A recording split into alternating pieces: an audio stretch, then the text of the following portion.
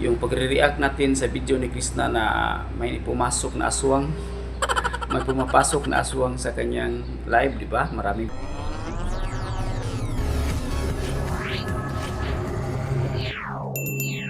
magandang araw sa inyo mga idol, kumusta po? Lalo't na po ang ating mga Peking Koreana supporters, kumusta? Mga Krishnatics dyan, kumusta? At supporter sa Kung Bahiro team, kumusta? Lalo't na po ang ating mga FW, ang ating mga senior citizen, ang ating mga viewers ng mga kababayan dito sa Pinas at sa ibang bansa, kumusta po? Lalo't na po ang doon na po naninirahan sa ibang bansa, no? Kumusta? Ang ating video ngayon mga idol tungkol po sa may nag-comment sa aking video kahapon, yung pagre-react natin sa video ni Krishna na may pumasok na aswang, may pumapasok na aswang sa kanyang live, di ba? Maraming pumapasok na aswang sa kanyang live. Ang aswang na pumapasok sa kanyang live mga idol ay pumasok din sa aking video, nag-comment din sila. Isa lang pala siya, nag-comment siya sa akin. Tapos ang sabi niya sa aswang na ito ay magkatulad lang daw kami ni Krishna, magbubukid, walang kwintang vlogger. Nagalit siya sa akin mga idol. Ito na comment, basahin nyo mga idol. Magkatulad lang daw kami ni Krishna, walang kwintang vlogger, magbubukid.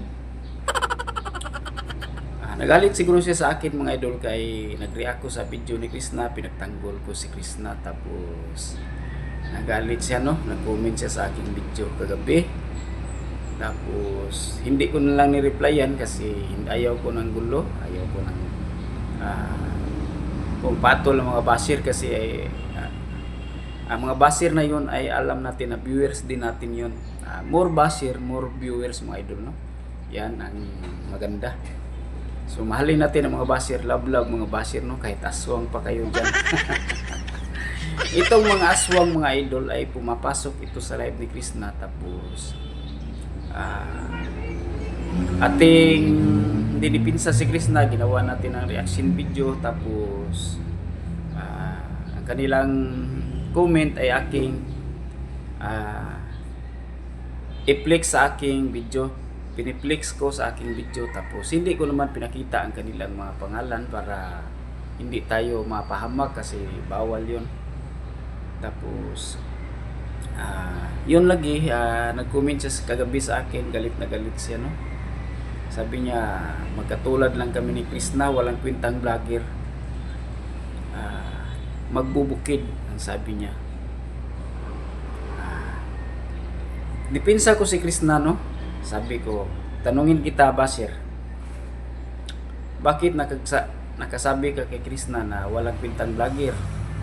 Sabi niya, walang magkatulad kami ni Krishna, walang kwintang vlogger. Sa akin wala talaga akong kwintang vlogger kasi maliit pa ako na vlogger, tapos wala pa po kong sahod dito sa YouTube, tapos maliit pang subscriber ko, so matawag talaga ako na walang kwintang vlogger.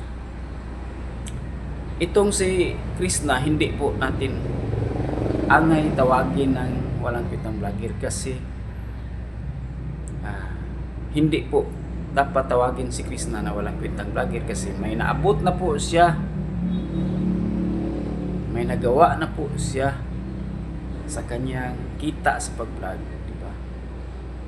Yun ang isang sagot ko sa walang kwintang vlogger.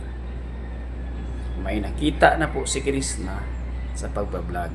Iwan ko ba sa inyo kung may nakita ba kayo sa sarili nyo, di ba? Kasi hindi ko kayo kilala, hindi natin alam ang buhay mo, kung may nakikita ba maganda sa iyong buhay. Kasi hindi natin ma-judge sa isang tao sa makikita natin pang sarili lamang, di ba? Sa kanyang sa kanyang image, hindi natin pwedeng i-judge kaagad. Kundi makikita natin ang isang tao sa kanyang kalooban, lalo na sa kanyang dibdib, sa kanyang hearts, no? Sa kanyang puso.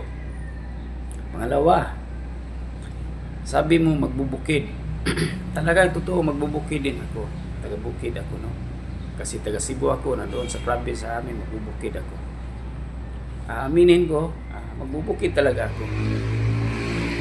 Si Krishna, damay na din, sabi mo magbubukid kami. Tama po, magbubukid si Krishna, pero napakasipag niyang magbubukid, napakaganda niyang kalooban, namigay siya sa kanyang mga kapatid, kanyang mga kapitbahay, nag-share siya sa kanyang mga blessing, sa kanyang mga tito at tita. Ikaw kaya ang nagsabi na magbukid kami. May nagawa kaya ka sa buhay? Tatanungin kita, may nagawa kayo sa buhay? Pwede kayong mag-comment dito sa video ko. May nagawa ba kayo sa buhay? Nakapamigay ba kayo ng blessing?